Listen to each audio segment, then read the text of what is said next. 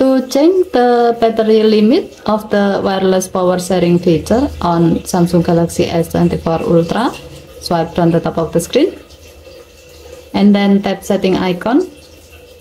Scroll down the screen to find battery. Tap battery. Scroll down the screen. Tap wireless power sharing. Tap battery limit.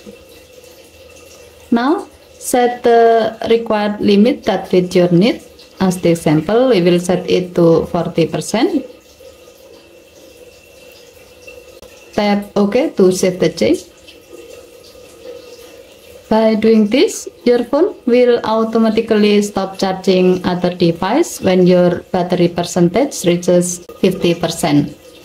Okay, thank you for watching. Please help to like and subscribe. Have a nice day.